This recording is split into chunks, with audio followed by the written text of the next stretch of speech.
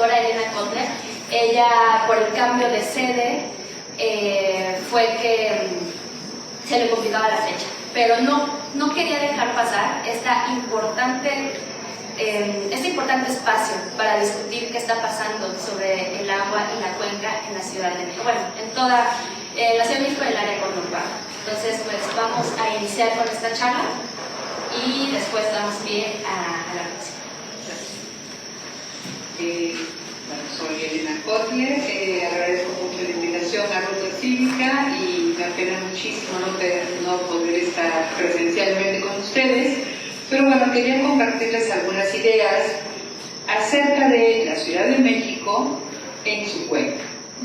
Aquí en esta imagen podemos ver muy rápidamente, pero es para ubicar, para darnos una idea que la Ciudad de México se encuentra en una cuenca, en la cuenca de México, y que está compartida con otros estados. Compartimos con el Estado de México, con Hidalgo, un poco con Puebla, y vamos a ir conversando acerca de las implicaciones que esto trae. La siguiente.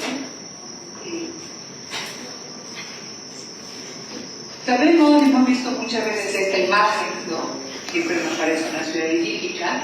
Fue evidentemente una ciudad, creció una ciudad adaptada a esta dinámica endorreica de la cuenca. No ha sido realmente nada fácil, esta es una cuenca que ha sido ocupada, que ha sido gestionada durante siglos y también ha sido transformada, porque evidentemente podemos comprender que poner a una población a la mitad de un lago, pues implica muchos retos de traer agua dulce, de sacar el agua salada, de evitar inundaciones, y a medida que esta ciudad iba creciendo, los problemas de salubridad también fueron cada vez más grandes. Pero evidentemente fue una ciudad, como vemos, había un lago dentro de la cuenca muy importante, porque la cuenca todavía tenía un funcionamiento de infiltración, de recarga, de captación, de almacenamiento, es decir, que la integridad de la cuenca se hacía presente y se reflejaba con la presencia de estos lagos. Hasta el principio del siglo XX, todos los manantiales del occidente de la cuenca y los ríos pues fueron las principales fuentes de suministro hídrico de la ciudad. Es recién el siglo pasado, ¿no? Entonces vemos cómo la importancia de mantener estos ríos y estos manantiales, y estos ríos y sus manantiales que estaban ahí porque se encontraban los ecosistemas que daban origen a estos cursos de agua y que finalmente han sido siempre una parte fundamental del suministro de agua para todas estas poblaciones.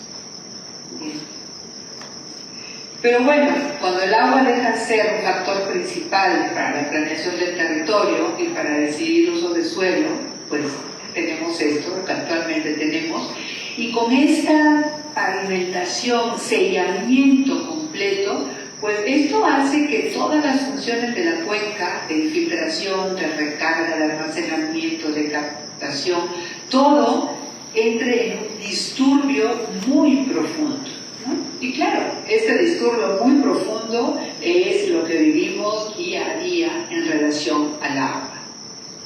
¿Sí? Un poco para entender el balance hídrico de la Ciudad de México, podemos ver, bueno, que hay lluvia, que hay como 15 metros cúbicos de lluvia por segundo, ¿no? Pero que va al drenaje, que el acuífero se recarga, que hay agua superficial, con 4 metros por segundo de agua superficial, que hay finalmente importación de agua de Lerma y Cutzamala, hay aguas residuales que se tratan muy poco, 2-3%, y todo esto es la entrada del sistema de agua. Muchos de ellos, pues como la lluvia, va al drenaje junto con las aguas residuales.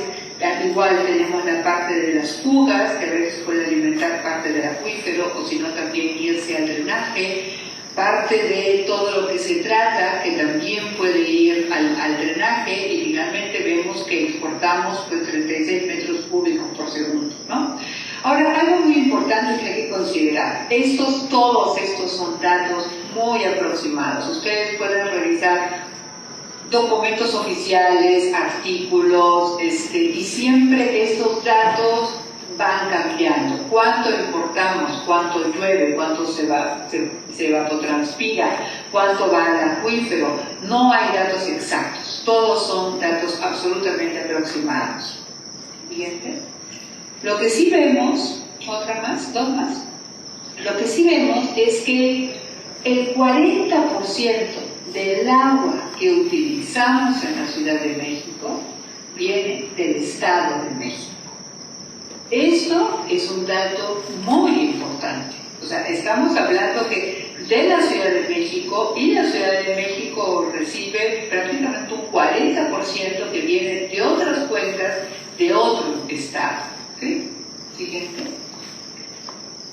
Y ahora el más conocido es el sistema Cutzamala. Esto que siempre tiene un nombre como que neutro, muy tecnológico, sistema Cutzamala, porque es un conjunto de presas, y de acueductos y de trasvases, pero eso que se ve de manera muy tecnificada y esquemática, ¿no?, aquí, pues realmente en el territorio corresponden a tierras de comunidades, de ejidos, a distritos de riego, a poblaciones que ven el agua pasar sin posibilidad finalmente de utilizarla, ¿no? El siguiente. Entonces, podemos ver que en la subcuenca del sistema Cutzamala, solo el 64% de la población cuenta con servicio de agua potable. No sabemos la cantidad, tampoco sabemos la calidad. Solo el 37% cuentan con drenaje público, y todas las aguas sin tratar, por cierto, se van al sistema Cutzamala, ¿no? Pero cuando vemos esos territorios, vemos también la necesidad urgente del agua para uso doméstico, para lavar la ropa, para cocinar. La gente está desesperada. Todos estos cuerpos de agua que vemos es lo que forma parte del sistema Cutzamala, ¿no? Entonces, siguiente, pues también podemos hacernos la pregunta, bueno, traemos 40% del agua, y ¿qué pasa con la justicia ambiental? O sea, sacamos agua y dejamos a otras poblaciones sin agua. ¿Qué pasa con esa responsabilidad compartida de los costos ambientales?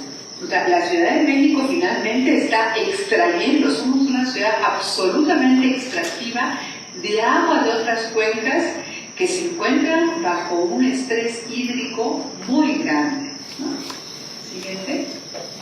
Y por otro lado también vemos, esta está la Ciudad de México, donde la gestión del agua es SACMEX, y luego ustedes todo lo que ven de todos estos logos, pues son todos los organismos de agua de cada uno de los municipios del Estado de México. Entonces vean cómo está atomizado totalmente la gestión del agua en los municipios que compartimos territorio finalmente de una cuenca, ¿no? Entonces, con esto, obviamente, ya podemos comenzar a intuir, pues, de que no hay ninguna visión de la funcionalidad de la cuenca. Es decir, cada organismo de agua lo que está interesado es cómo muevo el agua para dársela a las empresas, a las industrias, y a la población y a los distritos de riego. Pero no hay ninguna pregunta de dónde se tendría que filtrar el agua, dónde hay zonas de recarga de agua, dónde hay que cuidar los manantiales. Ya no todo se rige solamente a nivel de división administrativa. Esto nos hace pensar, bueno, que todo este continuo metropolitano urbano que conforma una cuenca, pues requeriría una gestión de agua coordinada con enfoque de cuenca. Que nosotros mismos nos estamos saboteando al querer atomizar a la cuenca en muchos pedacitos, olvidándonos que la cuenca tiene una funcionalidad propia, ¿no? Y algo más es bueno, que los 10 organismos operadores de agua con peor calificación del país, 5 se encuentran en el Estado de México, ¿no? Entonces, eso también podemos ver. Hay 58 organismos operadores de agua para toda la zona metropolitana, para el Estado de México, Hidalgo y para la Ciudad de México. Entonces, realmente es cómo poder tener una visión de la cuenca para todas estas poblaciones si estamos atomizando el territorio de esta manera. ¿El siguiente? Y bueno, ¿y qué pasa con estos ríos que alimentaban a todos estos cuerpos de agua? Pues Santiago Echarri nos dice que en un periodo de 40 años la ciudad formó de su geografía cerca de 83 kilómetros de ríos, lo que equivale a 3 veces la avenida más larga de la ciudad. Y entonces, bueno, como ya se sacaba el agua, ¿no? Como desde hace mucho tiempo se expulsa el agua del valle, entonces lo que la tradición hidráulica dijo, bueno, el agua del valle, entonces ¿para qué queremos tener ríos? ¿Para qué queremos tener manantiales? ¿Para qué queremos tener lago? Si ya lo que queremos es sacar todas las aguas residuales. Entonces todos los ríos que veíamos en la lámina, una de las láminas anteriores, ahora lo que vemos es que todos están represados y entubados. Entonces, realmente lo que estamos haciendo es todo lo que era el origen del agua, lo hemos sellado completamente, lo hemos capturado, lo hemos fragmentado, y con eso estamos perdiendo una de las principales funcionalidades de la cuenca, que es poder formar los ríos y que estos ríos puedan confluir y que de estos ríos podríamos tener finalmente disponibilidad de agua si la pudiésemos tratar.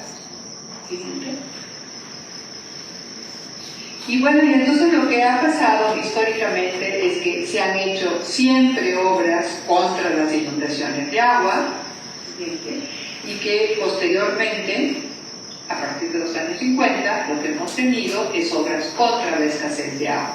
Entonces, no nos hemos adaptado a las inundaciones y bueno, y tampoco nos estamos adaptando finalmente a la escasez de agua. Sí, la siguiente.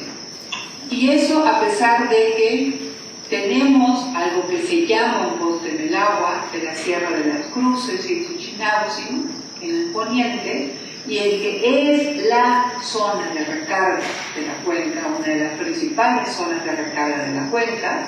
La siguiente, ahí podemos ver que en ese bosque se recargan acuíferos que proveen alrededor del 70% del agua a las zonas metropolitanas de la Ciudad de México, Toluca y Cuernavaca. Todo el polígono rojo viene a ser el bosque del agua, y todos estos puntitos son pozos.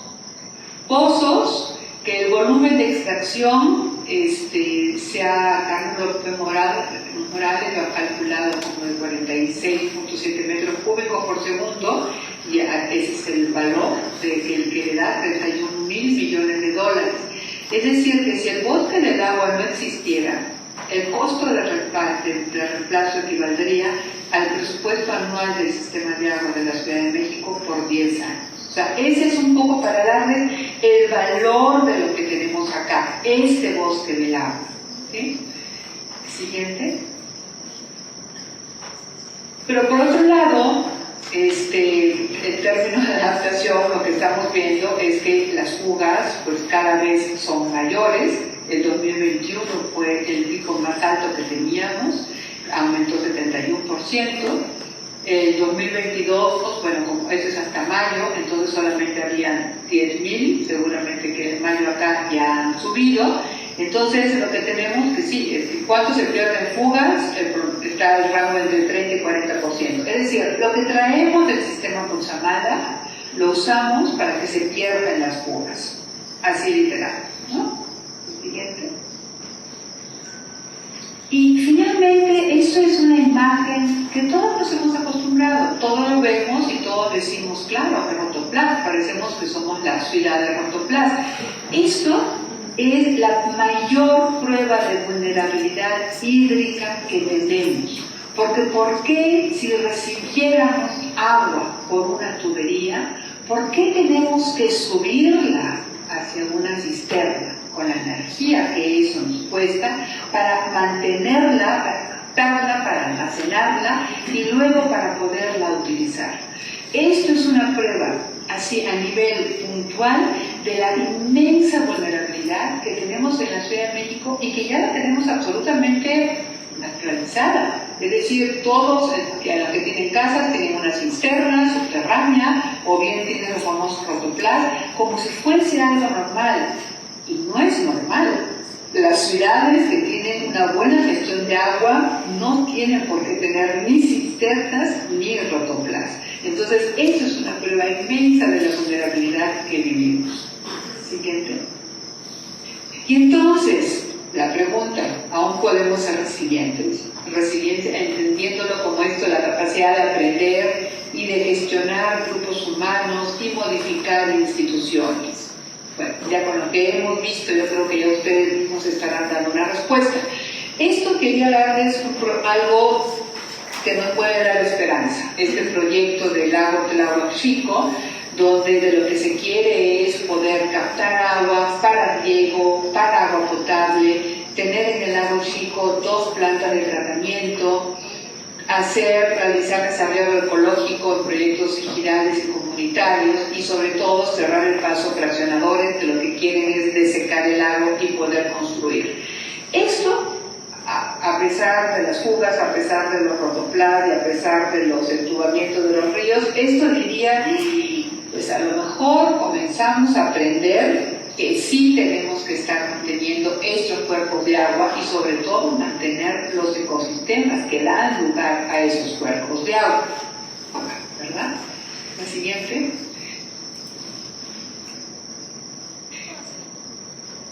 Pero no todas son buenas noticias. El presupuesto, por ejemplo, para 2024 para Conagua aumentó evidentemente en infraestructura, en modernización, pero cayó 8% en lo que se llama gestión integral y sustentable del agua. ¿Y qué hay en ese presupuesto? Pues es todo lo que se refiere a monitoreo, planificación, protección, conservación, legislación, regulación e investigación.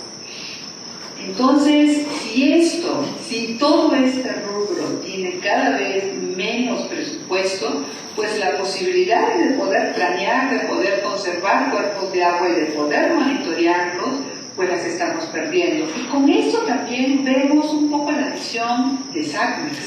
¿Hacia dónde está yendo SACMEX? No está yendo a conservar los cuerpos de agua, no está yendo a poder hacer una planeación, no está yendo a monitorear, ni legislar, ni regular, ni investigar. Está yendo a el desarrollo tecnológico, que finalmente entubar, poner presas, poner acueductos, poner drenajes profundos, pues no va realmente a permitirnos una capacidad adaptativa.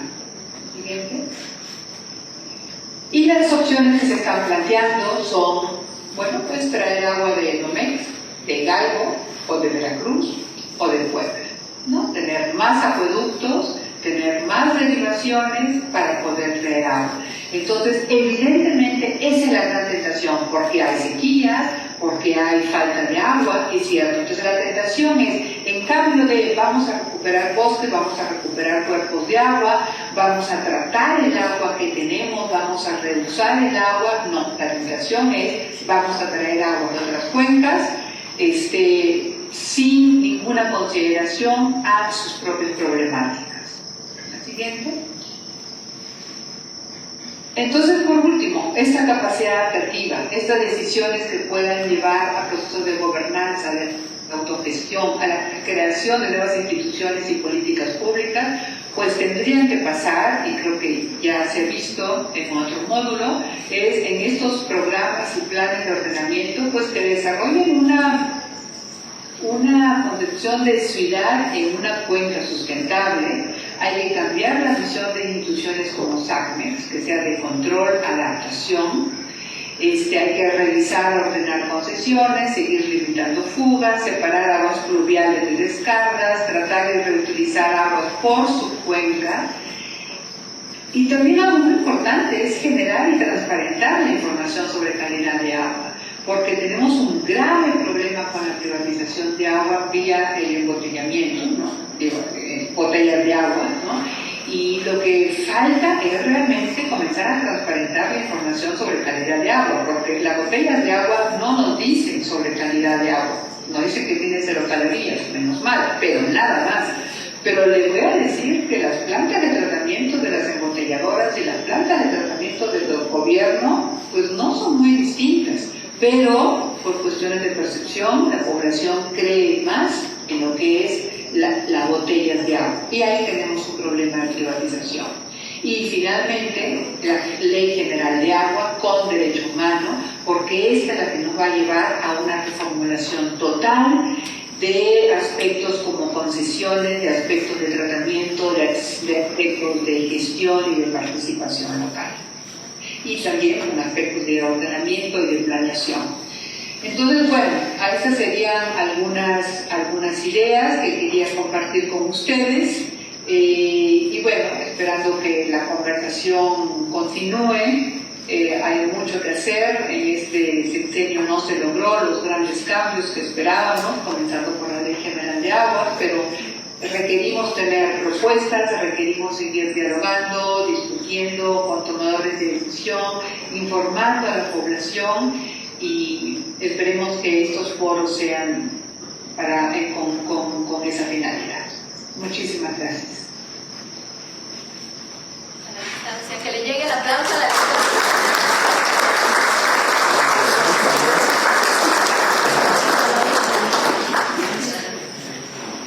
Pues muchísimas gracias, Elena, como que sí se siente que está aquí, ¿no?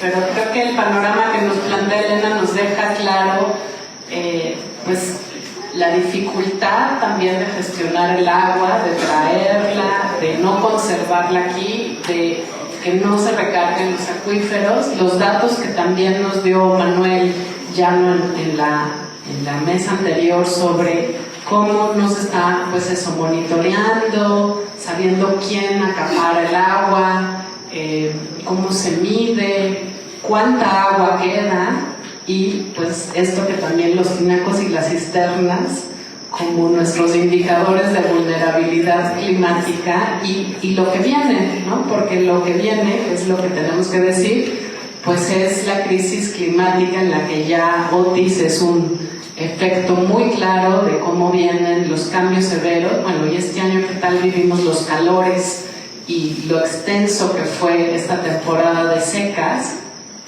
y lo corto que fue la temporada de lluvias. Entonces probablemente el año que entra viviremos también estos efectos del cambio climático, de la crisis climática. Pues muchas gracias a Sharon. Le damos ahora la palabra a la comisionada Mari Carmen Nava. Mari Carmen ha sido una gran aliada de Ruta Cívica y, como alguien le contaba hace rato, ha sido una sinergia muy importante de pedir información, volver datos públicos, trabajar con las dependencias, con esos datos, que el tema del Atlas de Riesgo es un ejemplo del cual pues, nos sentimos muy, muy orgullosos, que fue con esa vía de estar pidiendo información, de estar pidiendo que los datos de riesgo de Atlas de riesgo fueran públicos, y que actualmente el Atlas tiene 28 millones de consultas, no es una cosa menor. Y que no pasó nada, o sea, porque también había estas historias de es que se va a caer la inversión inmobiliaria, la gente se va a panicar si se llegan a publicar estos datos, o sea, y más bien pues es tener a la gente sabiendo más cosas y también adaptándose, y a los tomadores de decisiones, a los responsables de las dependencias, pues trabajando en colaboración, pero también siendo presionadas, porque pues si no presionamos seguimos viviendo en esta como crisis ambiental que ya será difícil incluso seguir viviendo en esta ciudad. O sea, eso es uno de los temas. Y pues Mari Carmen, adelante, bienvenida aquí al Festival de la Ciudadanía, y creo que hoy es un día muy importante, pero te dejamos a ti la palabra para que nos cuentes. Pues encantada de estar con ustedes. Muchísimas gracias, Mónica, por la invitación, y pues también a la Comisión de Derechos Humanos por albergar este Festival de Ciudadanía. La verdad es que nos sentimos muy, muy contentas, sobre todo porque les vamos a presentar un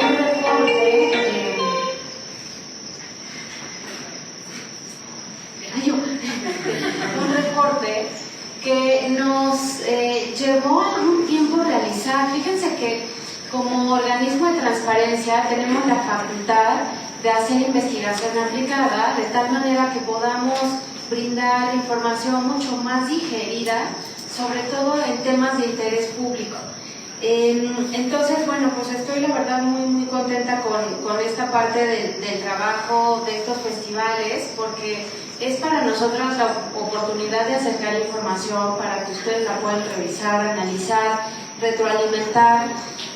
Y bueno, pues sí, después de haber escuchado las intervenciones y de los datos de qué tan vulnerables somos en la capital del país, sí es realmente ver cómo podemos ocuparnos en la medida de las capacidades que tengamos y sobre todo pues hacer uso de la información que hay. Me gustaría dar algunas cifras que también nos permiten pues incrementar esta preocupación mundial, ¿no? Porque estamos hablando que la ONU establece que prácticamente 3 de cada 10 personas en el mundo carecemos de acceso a servicios de agua potable y 6 de cada 10 carecen de acceso a instalaciones de la misma. De tal manera que justo estas instalaciones que brindan seguridad en lo que bebemos, pues esas son las cifras a nivel mundial. Y a nivel también, ¿quién es la población o quiénes creen que son las personas más vulnerables cuando hay carencia de agua? Pues las mujeres, las niñas y las mujeres, porque estamos hablando que el 80% de los hogares que no tienen agua, la parte de acarreo se encargan por mujeres y por niñas, el 80%. Entonces, estamos hablando que esta siempre transversalidad, perspectiva de transversalidad de género, de cómo nos afecta pues este tipo de carencias, ¿no? Y en, digamos, su opuesto, la idea de poder tener información y saber qué tan transparente es la gestión del agua en la Ciudad de México es lo que responde a este estudio que realizamos. Y me gustaría comentarles, entendemos por gestión las actividades relacionadas con el abastecimiento por un lado, también con el cobro, con la cesión de derechos, el saneamiento, el desarrollo de infraestructura, mantenimiento de fuentes de agua, así como todo lo relacionado para tener un empleo adecuado del recurso. Al final del día se trata de un tema cotidiano en buscar solución a nuestra falta de agua. Eso implica para nosotras la gestión del agua y con esa base de análisis es que realizamos este reporte. Ya les comentaban también, pues en el 2021 el sistema de Cutzamala se encontraba al 50% de la capacidad, de tal manera que en efecto, pues ahondado en el calentamiento global, sí tenemos una crisis monumental.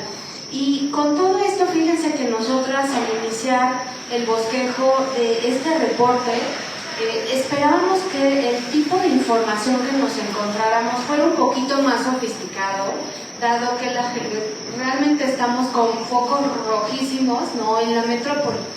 Y resulta que no, nos encontramos que la información que solicitaban las personas y que también había de manera proactiva, lo encontrábamos en los portales visibilizados, se quedaba exclusivamente en preguntar por derechos, por ejemplo, ¿cómo pago el agua? ¿Cómo se distribuye? ¿Cómo me beneficia? Y digamos, si nos quedamos con ese primer planteamiento, realmente ni siquiera estamos en condiciones de podernos plantear una solución ante una problemática que tenemos acumulada ya por siglos, justo de esta concentración de este secamiento de la parte metropolitana. Y este reporte también lo que nos dice es que revisamos 23 sujetos obligados de la Ciudad de México, y eso viene concatenado con lo que comentaba Helen de la atomización de la responsabilidad de la gestión del agua. En el caso de la Ciudad de México son las 16 alcaldías, más distintas instituciones, por supuesto, como SACMEX, ¿no? Estamos hablando que este reporte recoge que de 2006 al 2022 se presentaron 40.269 solicitudes de información pública con los temas relacionados con el agua y vinculados con su gestión.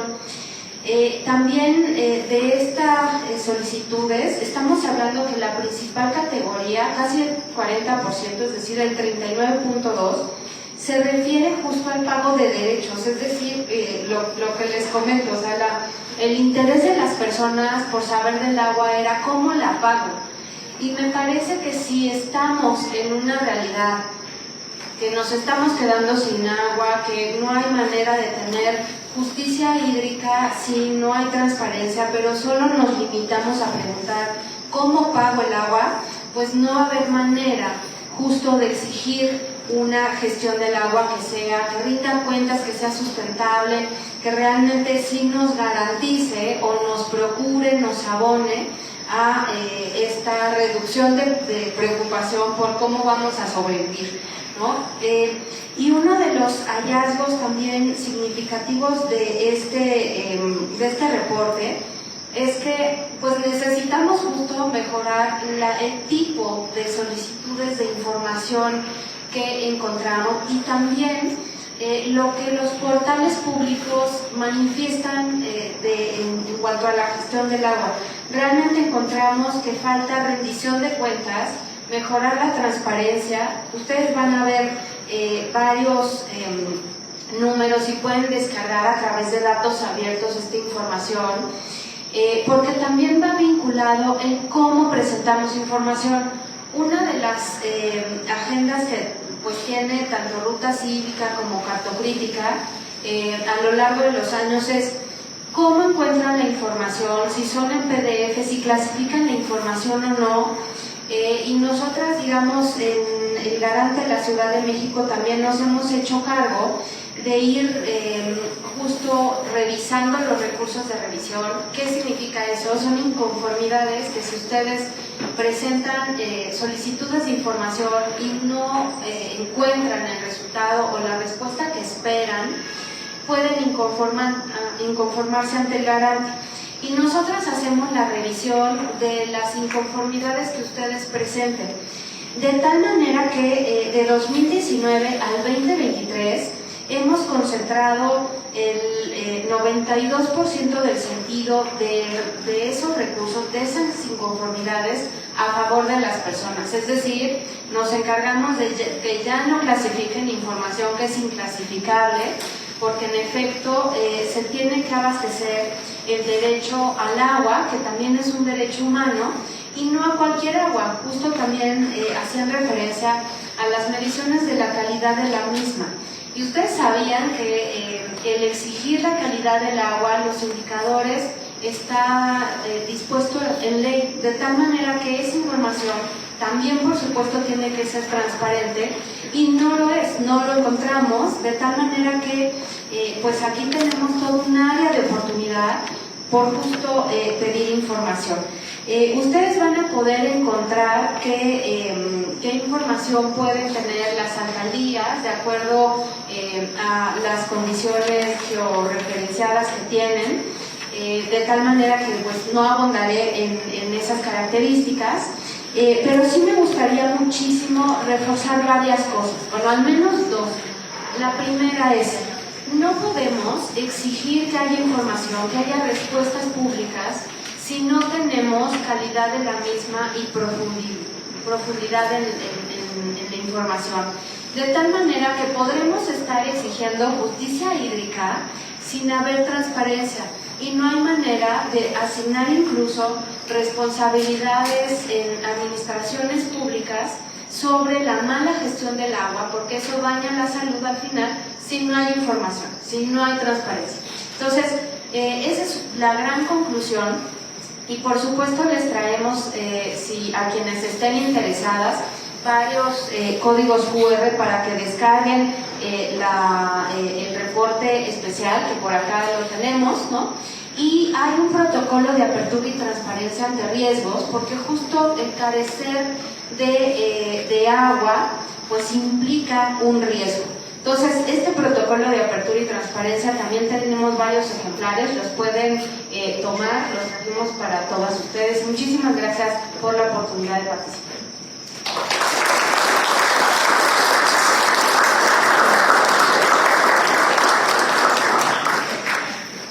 Muchas Muchas gracias, Mari Carmen.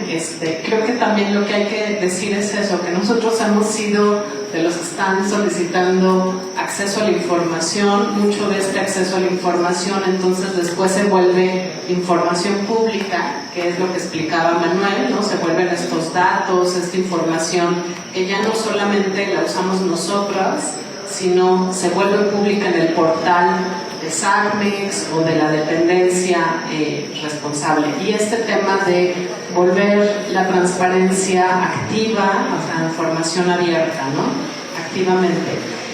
Y el caso también de SACMEX en particular nos interesa, porque SACMEX generalmente clasifica todo como reservado, como seguridad nacional, nos decía en estos oficios. No, es que el agua está clasificado como información, como seguridad nacional y no les podemos dar datos.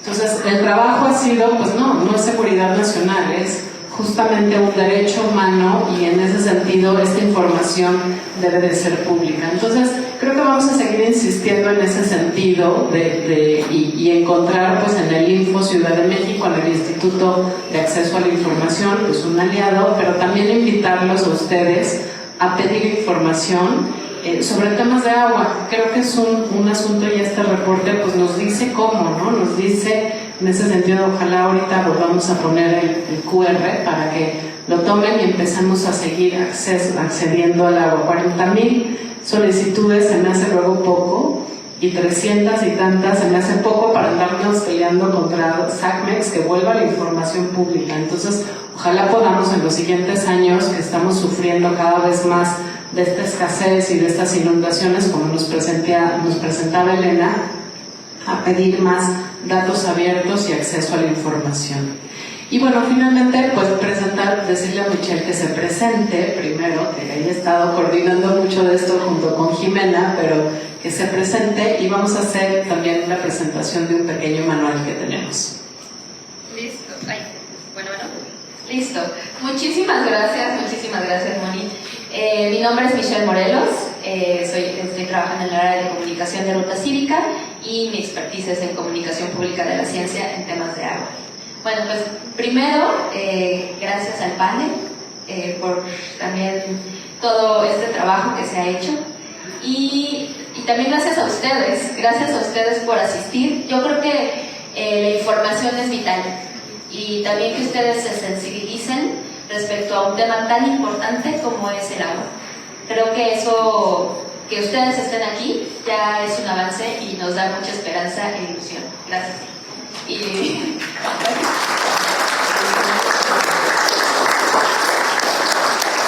Y para cerrar con broche de oro, dejamos esta invitación porque les estamos presentando, de hecho es la primera vez que se los mostramos, incluso creo que varias personas del equipo están viéndola, ya cómo quedó la portada y ya cómo está este manual acerca de pues datos básicos del agua. Por ejemplo, si yo les digo ¿a qué me refiero con disponibilidad del agua? ¿Ustedes saben? ¿Quién me dice? Sí, yo sé que es disponibilidad. ¿O qué es una cuenca? Eso sí, la cuenca sí, eso vamos de ganar. ¿Cómo esto pasa en los socavones, por ejemplo? ¿Sí? Okay. Pero bueno, vemos aquí una manita aislada, veo así, que creo que a veces también nosotros pecamos, y nosotras, explicamos y ya damos por sentado que sabemos, o que las personas van a saber, las personas pues de a pie, como yo o como ustedes. Este manual es para eso. Este manual es justo para decir ¿a qué nos referimos con disponibilidad del agua? ¿Cuál es el problema de las inundaciones en la Ciudad de México? ¿Cuánta agua tenemos? ¿Hacia dónde va? ¿Cuáles son los retos que tenemos? También ya lo mencionó Elena. Pero creo que este documento puede ser base para todas las personas que todavía estamos así, ¿a qué nos referimos como extracción del acuífero, el agua del acuífero? Hay muchos datos que pues se nos van. Entonces ahí tienen este manual, se los vamos a mandar por correo, ahorita todos se anotaron, entonces se los vamos a mandar por correo para que lo puedan consultar, para que puedan, hagan lo suyo. También incluso hay una sección de cómo denunciar. Si yo sé que hay un problema de fugas o hay un problema de la tala ilegal, no sé, hay un montón de cosas que vemos justo en nuestras comunidades, en nuestras colonias, en nuestros barrios, y que a veces pues no sabemos cómo hacerlo. Y a pesar de que estamos a una búsqueda de distancia, creo que ni siquiera luego sabemos enmarcarlo, ¿no? Entonces, por eso creo que les va a servir mucho. Por favor, consúltenlo, tómenlo de cabecera. Y también cualquier duda, comentario que tengan, sigan la Ruta Cívica. Estamos también en Instagram, estamos en Facebook. Les vamos a mandar también los correos. Y otro último comercial, justo para que este tipo de materiales se puedan realizar, pues también necesitamos la colaboración de todas y todos. Entonces también les invitamos a que si gustan integrarse al programa de membresías. Este programa lo que hace también no solamente nos ayuda para obviar estos manuales, sino también para invitarles a los recorridos, a las diferentes travesías que hemos hecho. Por ejemplo, una en las trajineras. Sí, bueno, ahorita en las chinampas fuimos y estuvimos también, revisamos toda la parte de la resiliencia hídrica de la ciudad. Estuvimos hablando también sobre los sistemas de captación de agua de lluvia, las utopías, qué está pasando, cuáles son qué es lo que se necesita mejorar, cuál es en general el contexto. O sea, tenemos varias cosas muy interactivas, recorridos, que justo son dedicados para las personas que se integren a membresías. Entonces, la verdad es que es un ganar-ganar. Entonces, como ustedes, les invitamos a que se unan. Y pues nada, muchísimas gracias por su asistencia.